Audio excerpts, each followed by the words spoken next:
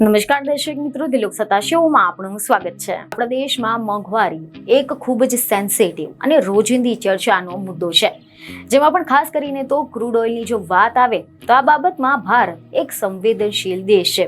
કારણ કે જ્યારે ઓઇલ મોંઘું થાય ત્યારે ભારતમાં હડકંપ મચી જવા પામે છે, લોકોની ઊંઘ ઉડી જતી હોય છે।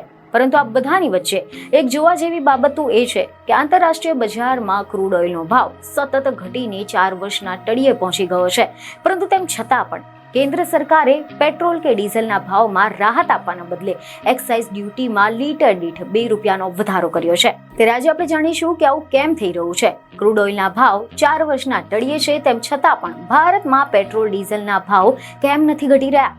જો કે આ સંદર્ભે નિષ્ણાંતોનું માનવું છે કે ટ્રમ્પે 2 એપ્રિલે ટેરિફની જાહેરાત કરી અને ત્યાર પછી ઓઇલના ભાવમાં 20% જેટલો ઘટાડો થયો છે।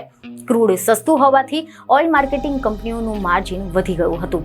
ત્યારે એવામાં ભારત સરકારે પોતાની રેવન્યુ વધારવાના અવસર તરીકે પેટ્રોલ અને ડીઝલ પર એક્સાઇઝ ડ્યુટી વધારી એવું હોવાનું માનવામાં આવી રહ્યું છે। આ ઉપરાંત અહેવાલ એવા છે કે ચીને વિશ્વમાં સૌથી મોટું ઓઇલનું આયાતકાર છે, પરંતુ તેના પર ટ્રમ્પે કુલ 104% ડ્યુટી ઝીંકી દીધી છે અને આના જ કારણે ચીનનું અર્થતંત્ર મંદી તરફ જઈ શકે છે। એટલે સ્વાભાવિક રીતે ચીનમાં ઓઇલની ખપત ઘટી જશે।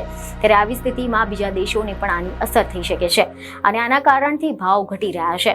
જેમાં અહેવાલો એવા મળી રહ્યા છે કે નિષ્ણાંતોના મતે ભારત સરકાર પાસે અત્યારે પેટ્રોલ અને ડીઝલના ભાવમાં મોટો ઘટાડો કરવાની એક તક છે, પરંતુ સરકારે બજેટમાં જે વેલફેર યોજનાઓ જાહેર કરી છે તેના ફંડિંગ માટે રેવન્યુ વધારવાની જરૂર છે અને તેથી જ તાજેતરમાં પેટ્રોલ ડીઝલ પર એક્સાઇઝ ડ્યુટી વધારવામાં આવી છે।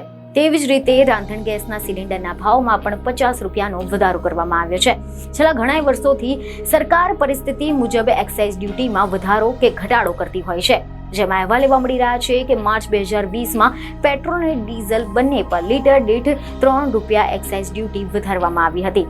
ત્યાર પછી મે 2020માં અનુક્રમે 13 રૂપિયા અને 16 રૂપિયાનો વધારો કરવામાં આવ્યો હતો। ત્યારબાદ ક્રૂડ ઓઇલના ભાવ રેકોર્ડ લેવલે પહોંચતા સરકારે આ એક્સાઇઝ ડ્યુટીનો મોટા ભાગનો વધારો પાછો ખેંચી લીધો હતો અને હવે વર્ષ 2024ની લોકસભાની ચૂંટણી અગાઉ પેટ્રોલ અને ડીઝલના ભાવમાં લીટરે 2 રૂપિયાનો ઘટાડો થયો હતો। બીજને ખબરો સાથે ફરી મળીશું। ધન્યવાદ।